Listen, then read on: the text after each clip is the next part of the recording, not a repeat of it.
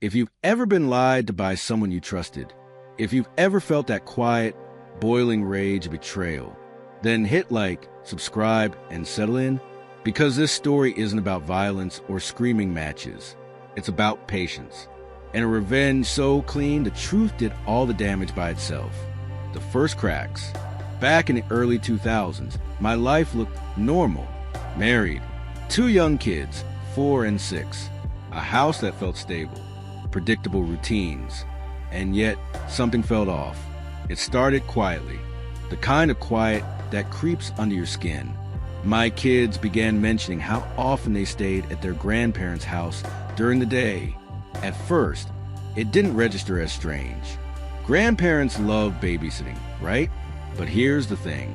Her parents lived 90 minutes away, and suddenly, these visits were happening 2, sometimes 3 times a week. That's not a casual drop-in. That's a pattern. When I asked my wife about it, she shrugged it off. Oh, just helping my mom. Kids wanted to visit. You're imagining things. But she was a terrible liar.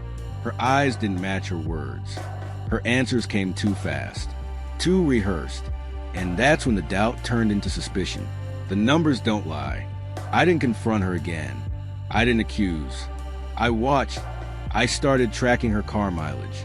Every week, I wrote it down. And after a month, she was driving 400 extra miles. Every single week. That's when my stomach dropped. Because now it wasn't paranoia. It was math. The sticky note that changed everything. One afternoon, I sat down at our shared computer, and right there next to the keyboard, a yellow sticky note, her AOL password, just sitting there, like fate had shoved it into my hand and whispered, "You ready?" I hesitated. I knew once I clicked login, there was no going back, but I needed the truth more than I needed peace. So I logged in, and there it was, emails between her and her college best friend. Casual, laughing, cool, talking about how she was regularly sleeping with an ex-boyfriend from high school. Jokes, planning, zero guilt. And the worst part? They mocked his wife, her body, her weight, after childbirth. I sat there, hand shaking, not from rage, from cold clarity. I printed everything and hid it, hiring the truth. I needed details, facts, proof that couldn't be denied. I called a friend who was a cop. He listened quietly, then said, "You need a private investigator." That's how I met Ron. Ron didn't waste time. He followed her, and what he uncovered was surgical. My wife would take the kids to her parents, wave goodbye, then drive to meet this guy. Let's call him Bob. They'd have lunch, then head to a rundown motel, stay for hours. Afterward, she'd pick up the kids, come home, kiss me hello. Ron's report came with photos, dates, timestamps. It wasn't speculation. It was a documented betrayal. Why I didn't explode. Here's the thing. I didn't scream. I didn't smash anything. Because I grew up watching cheating destroy families. My parents cheated on each other, and it wrecked my childhood. I wasn't going to repeat that chaos. So I did the most dangerous thing of all. I stayed calm, and I planned. Learning about Bob, I asked Ron one more thing. Tell me everything about him. And Ron delivered. Bob was married, 3 kids, vice president of sales at his father-in-law's company, living in a house owned by, you guessed it, his in-laws. I smiled because now the truth wasn't just painful. It was lethal.